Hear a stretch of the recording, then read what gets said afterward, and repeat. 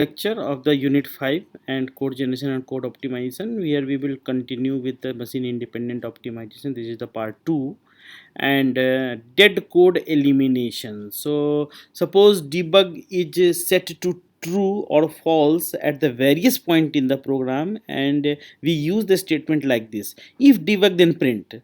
So it may be possible for the compiler to deduce that each time the program reaches this statement, the value of debug is false.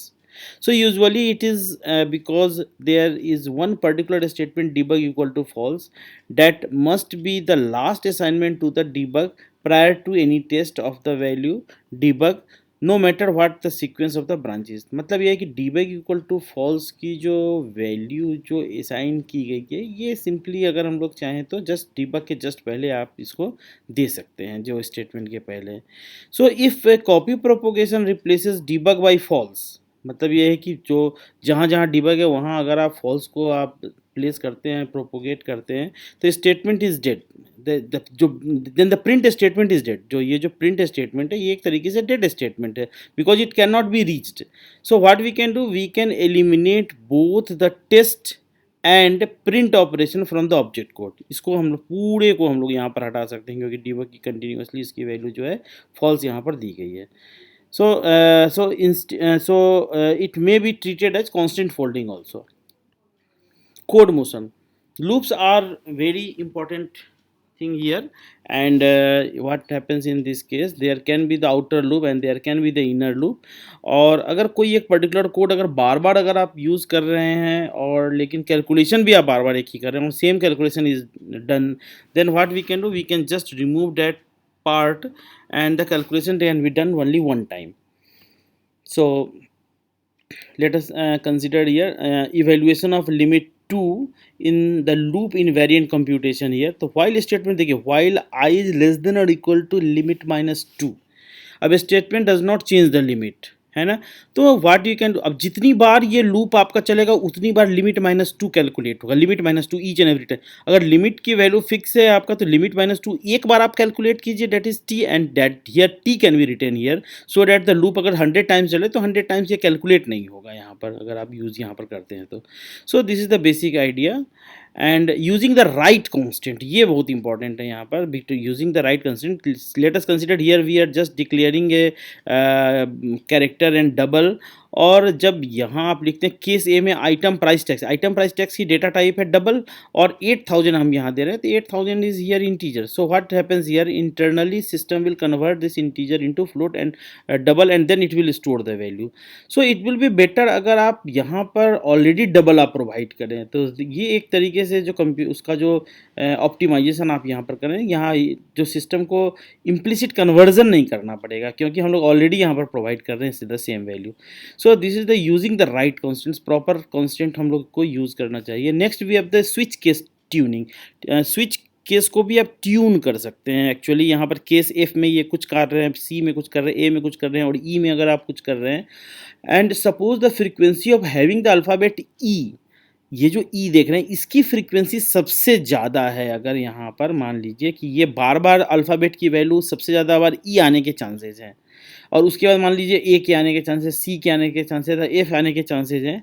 So what we can do, E को सबसे पहले यहाँ लिखेंगे, क्योंकि ई से related काम यहाँ पर हुआ और सीधे ये यहाँ से बाहर निकल आएगा। तो इस केस में, अब बाकी केस में क्या होता है, अगर ई लास्ट में देते हैं तो क्या होता है, so you the value of alphabet will be compared with F C A, तो ये कंपेरिजन, नंबर ऑफ कंपेरिजन एक तरीके से कम यहाँ पर हो जाता है। So this in this way the switch case can be tuned here to optimize it। Next we will discuss about jamming और फ्यूजन ऑफ द लूप्स। अगर आप यहाँ पर देख रहे हैं कि for loop I equal to 1 to 100, I की वैल्यू 10 है, आई इक्वल टू 1 to 100, तो ये दो बार लूप चल रहा है। यहाँ पर आप देख सकते हैं 100 टाइम्स एंड 100 टाइम्स चल रहा है, तो हम इस दोनों को फ्यूज कर सकते हैं इस तरीके से। ये दो स्टेटमेंट दो बार में आप कर रहे हैं, वो एक ही लूप में यहाँ पर आप चाहें तो एग्जीक्यूट करवा सकते हैं। बी की वैल्यू और ए की वैल्यू, दोनों की एक की वैल्यू असाइन कर दिया, बी की वैल्यू यहाँ पर 8 कर दिया, तो ये चीज़ें यहाँ पर की जा सकती है। So this is very beneficial for the optimization part। सो यहाँ भी सेम चीज़ यहाँ पर किया गया, ये जो दो लूप है, फॉर के जो दो लूप है उसको एक ही लूप के अंदर यहाँ पर प्लेस किया जा सकता है। अनस्विचिंग ऑफ द लूप से अगर बाहर अगर आपको निकलना है तो इस देश में देखिए क्या हो रहा है, for I equal to 0 I less than N I plus plus if X की वैल्यू अगर है तो ट्रू है तो ये आपका एग्जीक्यूट होगा और ये होगा। अब आप जरा यहाँ पर देखिए, F into this one multiplied by this one, तो F into a square bracket I T into T. अब एफ टी और टी तो कांस्टेंट है, तो what we can do, we can calculate the value C equal to F into T, और यहाँ पर simply सी place कर सकते हैं। तो ये बार बार जो इतना जो कैलकुलेशन करना होता है, that calculation can be optimised here, minimise यहाँ पर हम लोग चाहें तो कर सकते हैं। So this is known as the unswitching of the loop से हम लोग बाहर निकल रहे हैं। कोड मोशन में अगर आप फिर से अगर आप ध्यान से देख रहे हैं यहाँ पर for loop equal to for loop अगर आप यहाँ पर यूज़ करें, int I equal to 0 I less than X dot length I plus plus अगर आप यूज़ करें, पाई की वैल्यू बार बार आप कैलकुलेट यहाँ पर कर रहे हैं। अब देखिए यहाँ पर क्या किया जा सकता है कि मैथ पाई और कॉस ये सारी की सारी वैल्यू, क्योंकि ये जो लूप है सिंपली ये वेरिएंट डिपेंड कर रहा है एक्स के ऊपर और आई के ऊपर, यहाँ पर बाकी चीज़ों का कोई मतलब नहीं है। तो ये चीज़ें आप यहाँ पर कैलकुलेट शुरू में ही कर सकते हैं और फिर बाद में ये वैल्यू को आप यूज़ कर सकते हैं इस केस में। सो दिस इज ऑल्सो। अब है लूप अनरोलिंग। लूप अनरोलिंग में अगर आप यहाँ पर देख रहे हैं, सो डबल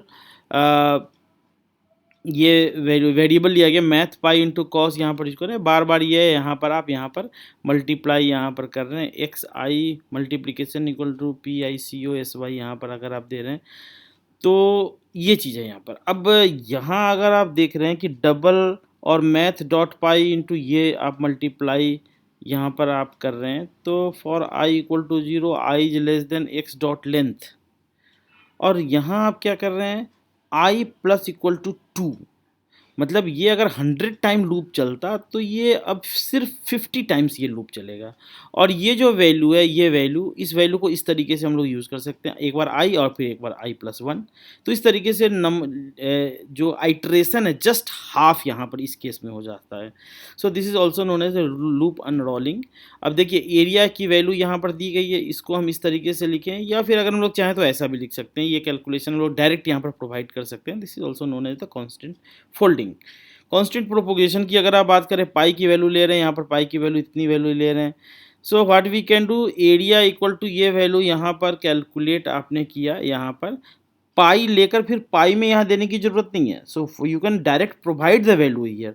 तो ये एक तरीके से कांस्टेंट की जो वैल्यू है ये आगे प्रोपोगेट करने में जो टाइम लगता है तो उस टाइम को हम लोग चाहें तो मिनिमाइज कर सकते हैं।